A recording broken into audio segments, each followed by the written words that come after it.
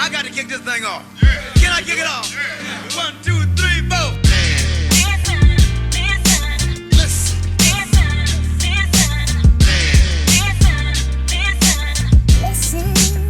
Ladies and gentlemen, listen.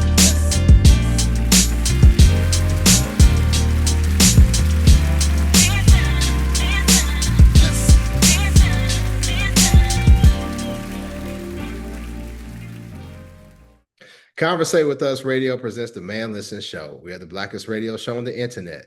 We bring you our opinion on topics that affect the Black community in an effort to enlighten, enrich, and empower every brother and sister that falls under the sound of our voice. We operate on a no-hating frequency, so be prepared for us to keep it 100% real and 100% Black all the time. Please follow the show on Facebook and Instagram at Man Listen Show.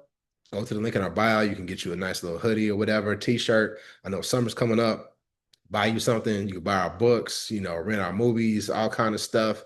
And then go to our YouTube, click that bell icon so you can be notified of upcoming episodes, and make sure you tell a friend about the blackest radio show on the internet, the Man Listen Show. I'm your host, Mar B. Let's bring the crew in. All right, shout out to C. So listen, we talk about it all the time on the show, especially Erika. Erika, this has been, a point of contention for her for years now, right? And I think it's finally, people should have been known, and we're talking about people, we're talking about the Democratic Party. Representative Dave Scott out of Georgia passed away. Rest in peace to him, because clearly he was highly regarded by his constituents, his family.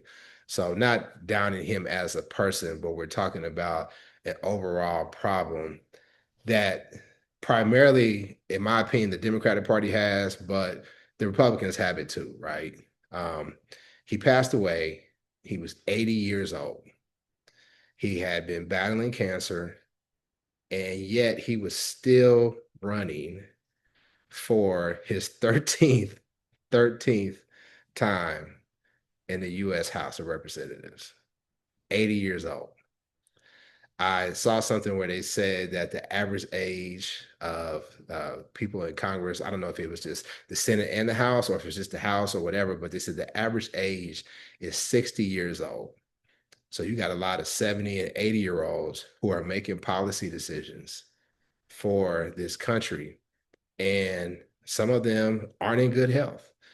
People had talked about his voting record. I saw where people who were running against him, trying to primary him because of his age, they saw he hadn't even voted in, I think, 4 of the last local elections. How are you an elected official and you're not even voting in your local elections? And, full disclosure, he was one of Lab and I's frat brothers, but, we're still going to talk about this because this impacts us as a community. Because, when the balance of power in Congress tilts one way or the other, we end up with things like Ruth Bader Ginsburg passing away, and Trump getting into office, and the Democrats not having the people in Congress because the Republicans had the Senate and they blocked Obama, and Trump filled that seat. So I talked about it a lot. Erika, I'm gonna go ahead and tee it up for you. Obviously, we talked about age limits, term limits, but more specifically, age limits. What did you think when you saw this news? Same thing I always think. The Democrats keep making mistakes, but not even just mistakes, the same mistakes. It's like they're not even learning from the mistakes that they made in the past. And that's the part that's really scary, because it's like, at least mess up in new ways so we can be like, okay, we didn't anticipate how this was going to impact us. But we've seen this time and time again where people are so power hungry that they literally die in these positions of power, having not done anything. And he can have a legacy of having made an impact, but not having voted in the last 4 elections. Like, what are you doing? That's like me taking on clients and not showing up to court for them. How long do you think that's going to last? Why do we keep allowing it from the people that are supposed to represent us when our job, they don't even get that many sick days? What you mean I didn't show up and I didn't perform and I didn't do what was required of me? That's what the job description is.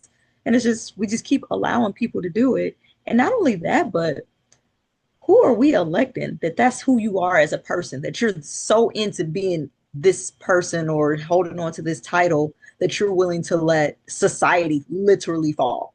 because what the bill that passed, he could have voted on that, but he didn't. And so here we are. And it's like we are literally everything is going terribly right now in this country. And we have Democrats who are just making the same mistakes over and over again. It's embarrassing at this point. I mean, the whole country is embarrassing with Trump as our president, but it's looking bad. We have no response. We have no response team. There's not a group of individuals where I'm like, they're going to pull us out of this. No, we're just down bad with no end in sight. It's terrible. Yeah. When Lab comes in, Glitch McConnell is 84, and he's still in Congress. I mean Mitch. No, I meant Glitch. He's barely still on this earth. Hey, barely he's still in Congress, Yeah. right? Yeah. Lad, what you think, man? No, I mean, similar to Rika, it's something that we've talked about over and over again. And I will say this, and I don't, not to excuse or absolve them, but I don't think this is a political thing per se, because this happens in, everyday walks of life, whether you see it in, companies, people, churches, whatever it is, people staying on too long. But the thing that I started to realize is that, like Erika said, who are we voting for? We're voting for people who they're not really politicians. Well, I take that back. They are politicians. They're career politicians. So that's their career. And so if they didn't have that, what else would they do? This guy had held office since like some sort of public office since 1975. I mean, that's longer than all of us have been alive. All of us, have been alive. And that's crazy.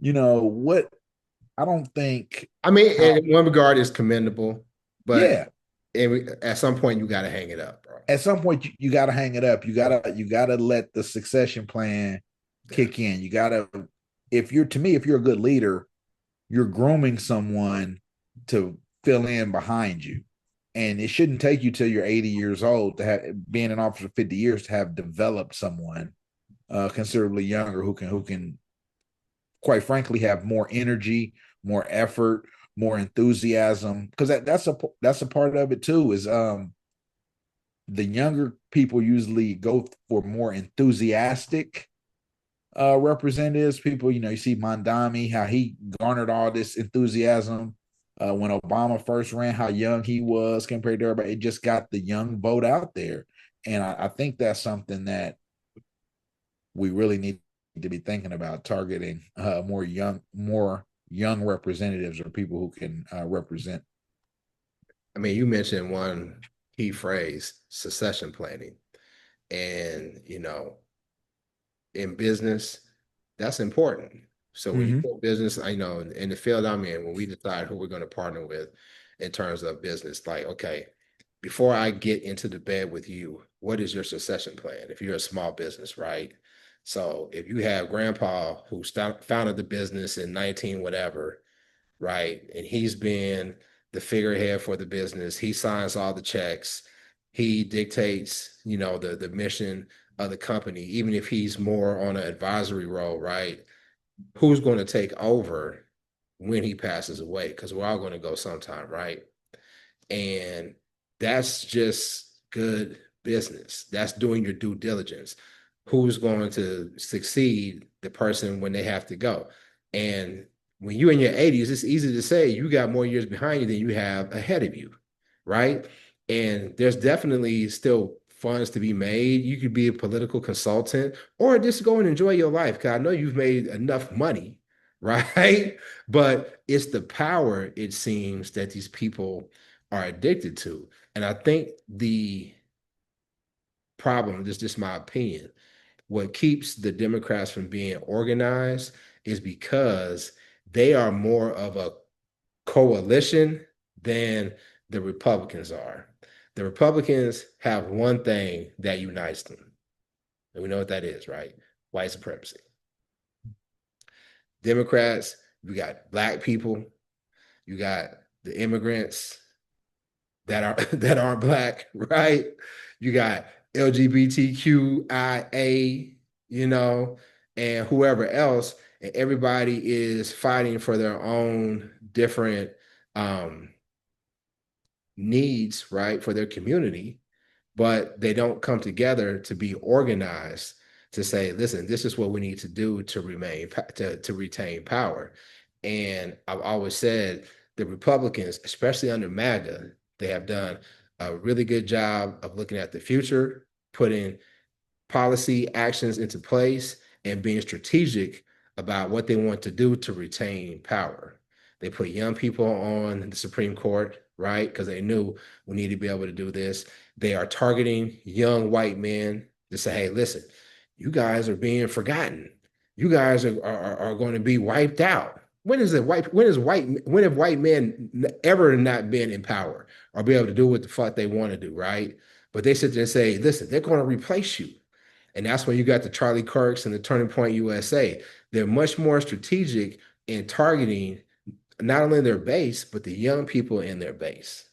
And it doesn't seem like the Democrats can figure it out. Now, I'm pro-Black, and I recognize that it's in my best interest to vote for the Democrats. Sometimes I think the Democrats are in on it because you can't be this damn stupid all the time. You can't be this inept all the time, right? So, I mean, I would just like to see somebody be able to say, you know what, who can we even say is the leader of the Democratic Party? Kim Jeffries. Yeah. Please. Please. You got Hakeem Jeffries, you got Schumer, right? You got now Pelosi was an effective leader. Mhm. Pelosi was an effective. Howard Dean was a effective leader. They got rid of him because we did that little crazy shit, but he was an effective leader, right? You got AOC, Hakeem Jeffries. Who else? Gavin Newsom. Gavin Newsom. Most people don't even know who Gavin Newsom is. He's from California. They know who he is. And he out here messing up, talking about, I'm just like you. I can't pass the test. I'm dyslexic. Motherfucker, Yeah. I can read. I think like you said, the power, but I also, like I said, it's one of them deals where nobody is gonna vote to get rid of their own job, right? Mhm. So they're never going to take the extreme stance that we want them to take or that we would love for them to take when they need to, because they're putting themselves in jeopardy. And so that's where the term limits, not just age limits. I think term limits, because if you can milk this for 50 years, and like you said, Erika, we don't get near that. How many days a year do they actually work? You get your travels paid for, you travel around, Health insurance. all that stuff, got a pension, if you can milk that for 50 years, I mean, who wouldn't, right? You know what I mean? Without really putting yourself in harm's way, because some of these seats, quite frankly, they're not going to lose. They're not going to lose the seat because it's kind of like this district. I know your grandma, I know your mom, I know, and everybody there, they're going to vote for me because I've just always been what they know. You got Jim Clyburn, Mm-hmm. who is a leader in the Democratic Party. He had been grooming his daughter to succeed him. Yeah. Jim Clyburn is 85. Jim Clyburn is 85. So his daughter probably 65, 60. They ain't like she a spring chicken. He's 85. And he was supposed to be grooming his daughter, but he said, you know what, got you. I'm gonna run again for an 18th time at 85. Mm-hmm. Like, I'm telling you, when these baby boomers die off, like, obviously, I don't wish any harm to y'all's grandma and grandpa, but when these boomers die Oh, off, mine is dead. Oh, mine is dead. it's going to change mine too. It's going to Yeah. change so much. It's going to really like change the landscape of this country, because I think that a lot of us in our generation realize that I don't want to be working till 80. 65. I don't want to have power over stuff that's not even something that I can really like find relevancy in because like Mhm. even like just today, my daughter was in this step show thing. I was tired just watching them. No, I don't want to be running around and jumping around and doing stuff, but I want it to get done. Like being on the campus and meeting some of the young leaders and stuff like that in our organizations and stuff like that. I was like, hey, if we just take care of them, they will take care of what needs to be done. We just have to give them the tools. And that's why when you said succession plan, I'm like, man, not even just that, but mentorship, whatever. Mhm. We got to start putting them in the right rooms, in positions to meet the people that can help them get to where they need to be. And we got to let all of these old people step aside. Yeah. Because they won't. I don't But know you how we know got to do. We got to trip them on their way to fill in they at I turning think their application. but I'm gonna tell you this though. Well, go ahead, lad. no, I was say I think it's you can kind of see in business and corporate that a lot of the younger people aren't sticking around because these people they hit that ceiling where these people have been there forever and they're not going anywhere. So you have to jump, make lateral moves and minute moves here, another slight step up here.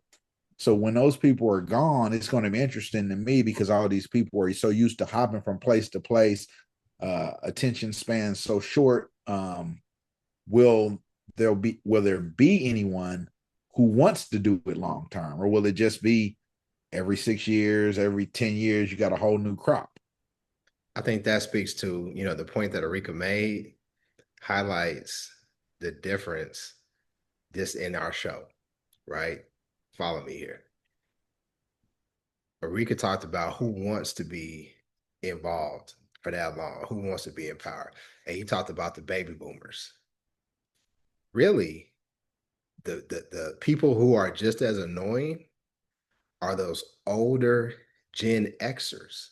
Now, Lav and I are Gen X, but we fall into that line where it's like we're younger Gen X. And so they call them like, I don't know how to pronounce it, but they call it like Zennials, right? So it's like we kind of have some of the traits of millennials, but we still are Gen X too. We were raised by boomers. But those older Gen X, they've always been a terrible fucking generation, in my personal opinion. I got a bunch in my family. Entitled, just problematic. So when you look at, and Jim Clyburn's daughter, 64 years old. Her name is, I don't know how to pronounce it. It's Mignon, so Mignon or whatever. Something like that. Whatever it is. I don't want to disrespect the sister's name, but I just don't know. Yeah, something like that. But she's 64. And you just gonna that's too old to be coming into. Now 64 is not old. It's older, but it's not decrepit. When you're legally mandated to start taking your Social Security at 65, then come on, 64 is old. Okay. So, I agree with you in terms of being in the workforce, but in terms of life, 64 is not. This is the workforce. 64, you're still relatively young. Yeah, but this is when people start retiring. These people are this is the workforce though. This is their job. Mm-hmm. And not only that, but you have to have uniformity. The law doesn't like allow us to treat people differently. So it's not like we could be like, oh, you know what I mean? You gotta prove that you're still with it at 64, 65. Because then they can be like, well, this test is unfair and it's not equal and it's not even and all this other stuff. No, we just gotta do one age. You still young at heart, baby. We understand. You still got all your mental faculties, but we got to protect the rest of the country from these other people that are 65 and have been smoking and doing coke for the last 30 years. So we have to do it. We have to have like a strict age limit, term limits, age limits, all of that, because these people are literally dying in office, literally traveling with nurses and just dying slowly every day in these political offices and barely showing up to make major decisions. And we're all suffering for it.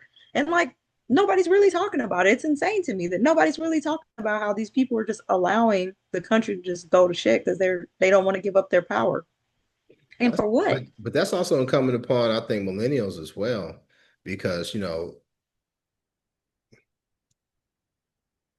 I look at some of the people that I know. Okay, so in our fraternity, me and Lad's fraternity, we just had our 60th reunion. And, you need people to mentor the younger Gen Z. What is it, Gen Z? Then what's after Gen Z? Gen Alpha. I think these kids are in college now, are Gen Z, right? So we need people to step up, mentor them, start taking over some of the duties that we're doing. And it's always been a problem in organizations with older people not wanting to give up power to the younger folks. Now, good organizations mentor, develop, and groom, right, their bench so that they can come up and be ready to say, hey, listen, next man up, let's take it to the next level. But a lot of that generation isn't really interested in being involved. Yeah. They're the generation that says like, oh, Republican, Democrat, same damn thing. No, it's not. But that goes On back a to very us. base level, you could say, okay, Republican, Democrat, same thing. But I didn't see the Democrats coming after our insurance. I didn't see the Democrats trying to raise the price of insulin. Matter of fact, Biden tried to lower it. I didn't see them targeting government jobs, basically going after black women to penalize black women because nobody hates Republicans more than black women. Yeah. So when That you still sit when goes you back sit to there us. and say, so when you just sit there and say, oh, it doesn't matter, and it's prevalent in that generation, it don't matter who you vote for, it does matter. And I just don't see, and maybe it's because I just don't know a lot of white people or others like that, and they're not on my algorithm. I don't see them saying, hey, voting don't matter. I mean, but Yeah. that's part of it. Yeah. I'm not sure either because they're like you said, they're not on my algorithm, so I don't know. So yeah. But But I doubt they say that stupid shit because here's the thing. What I know about white people is even now, not all of them, right? I'm not going to generalize. There's some that speak out. There's some that are allies. But generally speaking, even if they know something is messed up, they know not to put the benefits that they get from being white in jeopardy. So even if they don't necessarily endorse or vote for it or allow proponents for it, they know just to be quiet. And what if me and C always said, just be quiet. Get out the damn way. But that goes yes. back to the self-preservation thing. Everybody is looking out for their own interests. So they're not going to vote for something that doesn't benefit them or matter of fact affects them or to the detriment. Just like the Republicans and the Democrats that are 85, 80, 83 in office. They're doing the exact same thing. But it's not voting to our benefit. No. I'm just saying you were talking about. I'm not saying that you're saying it, but I'm Yeah. asking. Yeah. It's not voting to our benefit. It's not. It's to our detriment. No. But we Right. keep having people promote that silly shit, and I don't understand why. But that goes back to our personal accountability though, because I don't care what the white people are doing. I don't want to use any of their methods to do anything because in the end, it's not going to work out for them. But with these young people, we have to be involved with them more. A lot of them are listening to whatever they find on TikTok and running with it, and they don't have anybody coming in and saying, "Hey, here's a little bit of common sense. If you just apply it, it'll take you a long way." But like you said, common sense is not that common. And these young people, especially the ones that are literally getting all of their information just from TikTok and don't have anything else to bounce it off of historically or, from other sources of information. And they don't have anyone saying, hey, let's use some critical thinking here. Let's think about this a different way. Or let's look at this specific situation that we have right here where this bill passed by one vote. Like this literally shows you that voting matters, but there is that on TikTok? I don't know. Can they find it? I don't know. But with resources like mentors or, our involvement with these young people, whatever they are, Gen Z, then I mean, I think that's the only way that we're gonna get over this whole grand rising, vote doesn't matter, whatever misinformation, disinformation that's out there that, they're latching onto because I think for them, part of it, the older people not getting out of the way, not helping them up, not pulling them up, not showing them the way. A lot of people have gotten like, unexcited about moving Right. forward or moving up. And you said they're making lateral moves because they don't have connections in these companies. They don't have connections really to anybody that's showing them, this is how you're going to progress. This is how you're going to move forward. And if we can bring that back, then I think we can bring back the enthusiasm. for taking on these positions. But why would I get excited about running for office when the dude is going to die in office at 90 years old? Sure, I'm going to be 60 by the time this dude decides to retire. And I don't want to work in office at 60. I want to work at 30. But he's not giving us an opportunity. So how can you build enthusiasm when these people are literally dying in office? So, I mean, it's hard. I think it goes back to the money too, because Clyburn, Scott, Glitch, all of the older people, they're connected to the money. They're connected to the people that put money in their pockets, and the party relies on that. Yeah, because a lot of times money equals votes. A lot of times you got to go locally. You look at Detroit. They said it. Hey, listen, the Democrats have spent more money with this person right here. There was an old show called Boss, right? There's an old show called Boss. It was Kelsey Grammer, and he played like the mayor of Chicago. First season was phenomenal. Second season, yeah, got a little bit too crazy, but it talked about hardcore Chicago politics. And there was a scene in that TV show where basically he had one of his people meeting with local community activists. And they was like, I can get you 3,000 votes, but it'd be $10,000. It'd be this much. It'd be that much. And they literally sat in a circle and they talked about what they could bring to the table, but this is what it's going to cost. So that money, it's needed. And the young people don't have those connections, to your point, Arika, whereas these old guard, they are connected. And some of them ain't giving up to connect. They're not giving up to connect. Because some of you can say, like, okay, well, like, they're doing this because they're dedicated to serving their country. Now they're dedicated to serving their family. Yes. That's what that is.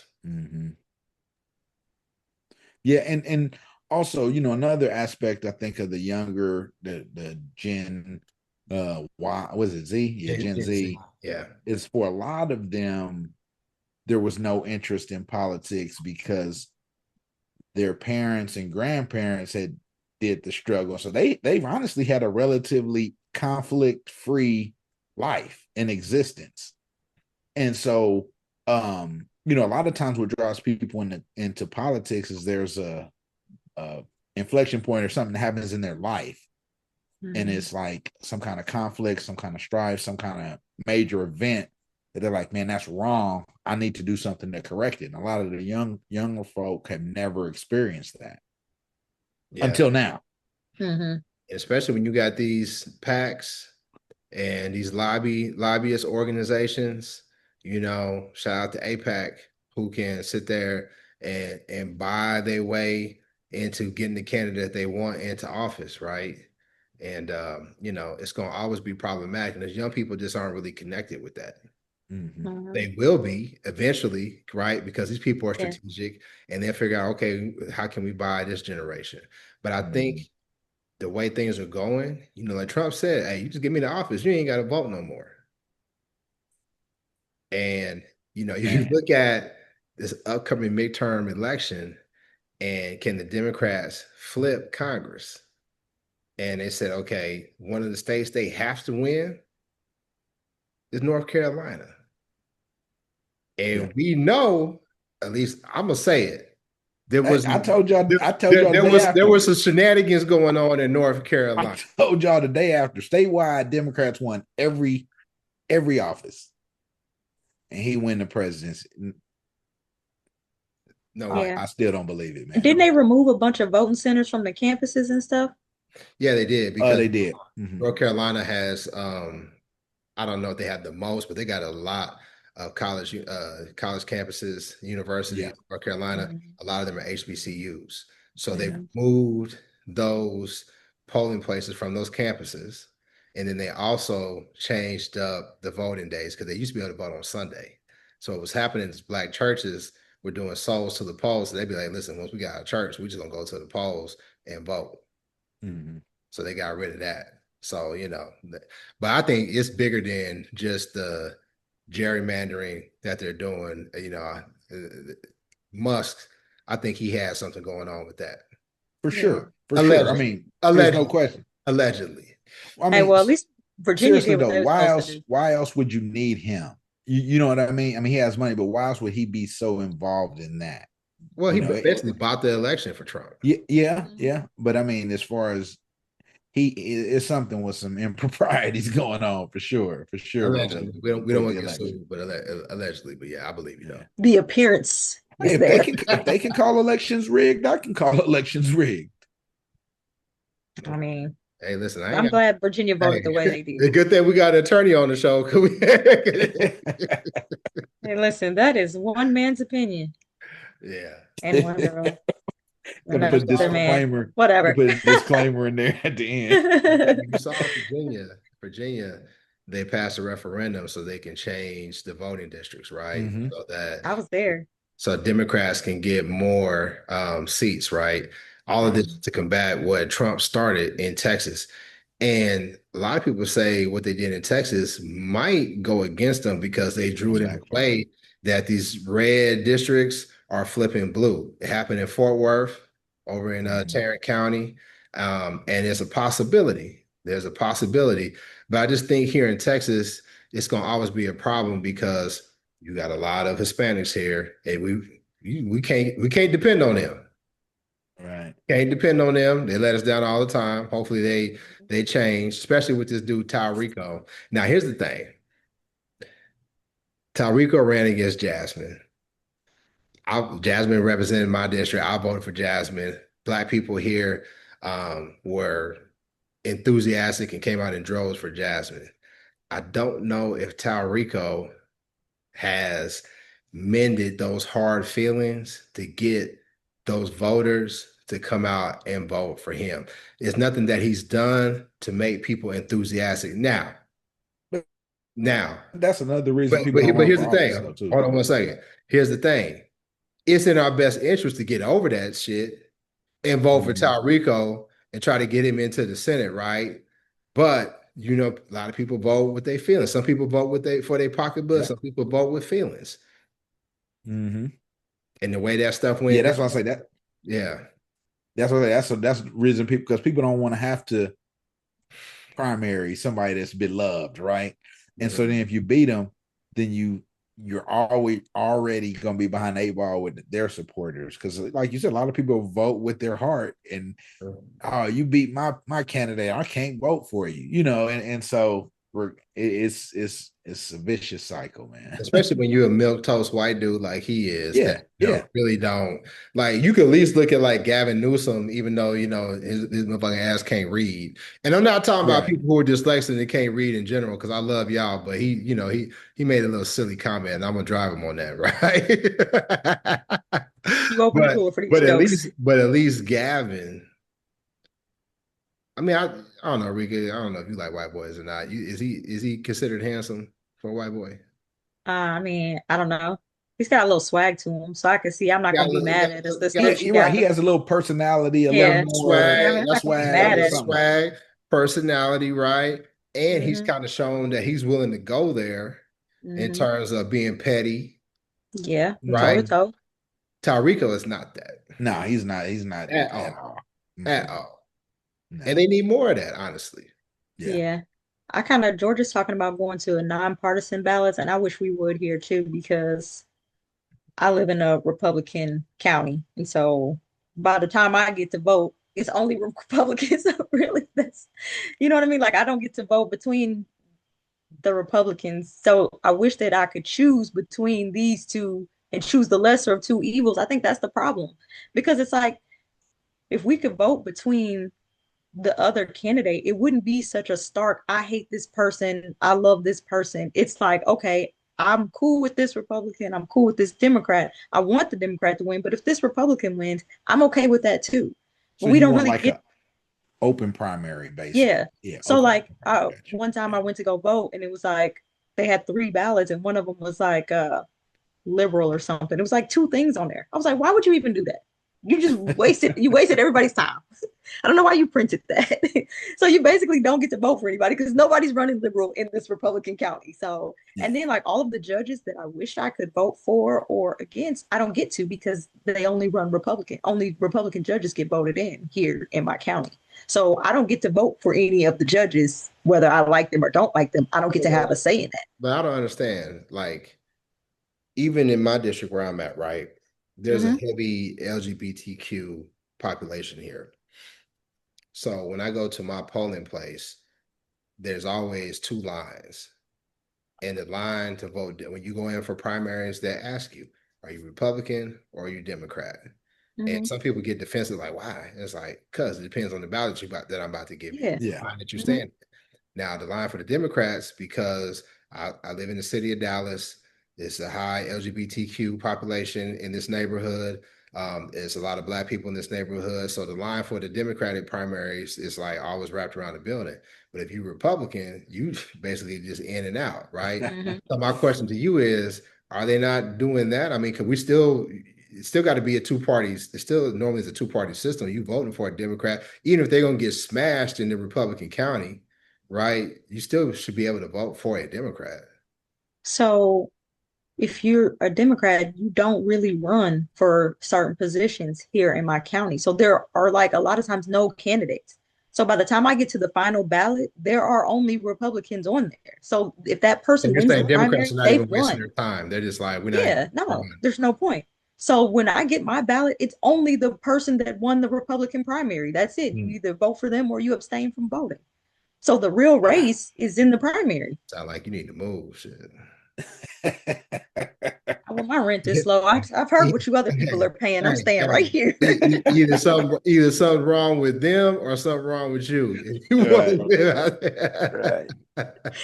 Or both. But Right. what I'm saying is, in this county, the real race is in the primary.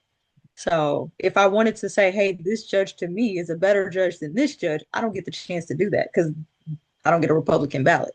You're registered as a Democrat. I mean, you just say whichever ballot you want. So I guess I could technically go in and say, give me a Republican primary ballot, I guess. I don't know how these things, I don't know. But you should just be able to vote for everything, I think. I shouldn't have to choose a side. I should be able to vote for whoever I want to be in it. So, like, I think it would lessen the blow if people got a say in both sides. So you wouldn't have the Democrat that everybody hates that's so far left and the Republican that's so far right. You would have people that are closer to the middle winning these elections if I got to choose everything. But it's too much like right. It just makes too much sense because we wouldn't have so much polarity if we got to vote on everything. But they want that. They want us to be at odds. They want us to be on opposite ends. And it just doesn't make any sense. So I definitely wish that things would go nonpartisan. I feel like you shouldn't have to tell people if you want to be a Democrat or liberal or Green Party, whatever you want to be. I don't care. You should get the same ballot, and we should vote on all the people that are running for office. But what do I know? I don't know if that's practical, just because they got the ranked choice ballots though now or something. They got the what? It's called ranked choice. So like you can vote for anybody. So like you don't just vote for one person. So if it's 6 candidates, you rank them in order. And so then they start tallying. And after the first round of tally, like whoever gets the least amount of points, all their votes go and they're dispersed above, and then they do it again until there's only 2 people left. And then it's kind of strategic, I guess. Where is this at? Minnesota has it. Want to say there's a couple other states that have it, but yeah, ranked choice. Yeah. I mean, but you got to have a lot of, that takes a lot. It does. It does. It's hard enough to get people to go out and vote once for a primary or a local election, So if you're saying, listen, y'all gonna come out and vote, and then we're gonna tally it, then y'all gonna come back again. No. You don't come back. On the ballot, there's 6 names, and you put, I want this person 1, this person 2, this person 3. And so when they're tallying the ballots, they the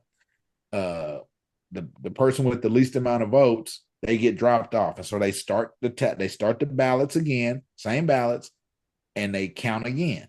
and the 5 people that are left are for the 6-person ballot. Then they get all their normal votes, and that 6th person, I don't know how they decide where their votes go, but I then can't say like why you got to do it multiple times then. So whoever gets the most points just wins. I don't know. That seems like how it should be. Yeah, But I guess it might be. I don't. Yeah, I mean, I get the whole system because they do that with Yeah. like Hall of Fame and end of the Yeah. year sports season votes. Were like, okay, you got this many first place votes, this many second place votes, or whatever. So I get the theory. You know, what I'm saying it's just doing it over and over again, especially because we talk about old people running for office. Have you seen your polling location? How old them motherfuckers are? And shout out to them. I'm not trying to disrespect them, but very rarely do I see somebody young. But I mean, like in their 30s or 40s. You got to take off I've done work. it. I've done it. You got to take off But work. you work for yourself, so you can do it. Yeah, and you not only take off work for the day, you got to go through poll worker training. My mom does it. You got to go through training to do it, so it's not just a 1-day commitment. Yeah. Yeah. It's to be a poll judge. That's what it's called. Yeah, poll judge. Yeah. And my mom's retired. So she's got the time. But it is an all-day commitment, and a lot of times you don't even get time to take a lunch. So it's definitely a commitment. I remember one time, I'll say this before we wrap up the show. It's a funny story. I was living in Kansas City, and there was some referendum on the ballot. I can't remember what it was. I was living in South Kansas City, and KPRS, the radio station, used to do a really good job of saying, hey, listen, vote no for this proposition because this is what it does for the community. They're really good at doing that. I don't know if they still do those type of things now that radio has become more corporate or what have you. But it used to be like very like, hey, listen, Black people, this is what we need to do. So it was something on the ballot. It was a referendum, and Black people were out in droves. And I was still, in my 20s, so I had to come after work. And I pulled up to the polling place. It's packed, and it was just these old white ladies working the ballots, right, working the poll. So I'm sitting there. Black people is, we in arms. So he's like, y'all not going to steal our vote. Y'all not going to pass this. So everybody's kind of tense. And the poll people, this old lady was like, I can't even see anymore. Like, I haven't been able to eat today. These people, they come up with these names and I can't pronounce them. And this lady, she said, man, what's your name? And the lady was like, John Quenisha. She said, unpronounceable. Can you please go over there? Man, voter disenfranchisement right there. But that unpronounceable way she said voter that lady, man. Yeah. But to your point, she was like, I've been working all day. You get a chance to take a lunch. Yeah. And you got these old people doing this shit. Yeah. A lot of couples, I've seen couples do it. Like they're retired, the couples will work, husband and wife or whatever. And that, now that I think about it, I'll just backtrack. The ranked choice, somebody has to get 50% of the vote. Or of the votes, a majority of the votes. So that's why it's they have to keep doing it until somebody gets at least like 50%. I'm pretty sure that's what it is. Yeah. Okay. Let's see. Yeah. Where is ranked choice voting? I didn't want to use AI because that's another reason why these damn kids so dumb and no kids TikTok and AI. So it looks like Minnesota, parts of Illinois, California, basically Democratic states. Yeah. Yeah. So it means it's probably a better way than basically Democratic. Probably more intellectual way of doing it. Yeah. Progressive. Yeah. So listen, RIP to Representative Dave Scott, one of my frat brothers, not trying to denigrate his name or his service to his community, but it is an overall problem that we need to address. We just can't have people dying in office. There has to be a better way. And I think it starts, with our generation being more enthused and really finding a way to reach those Gen Z that we're talking about.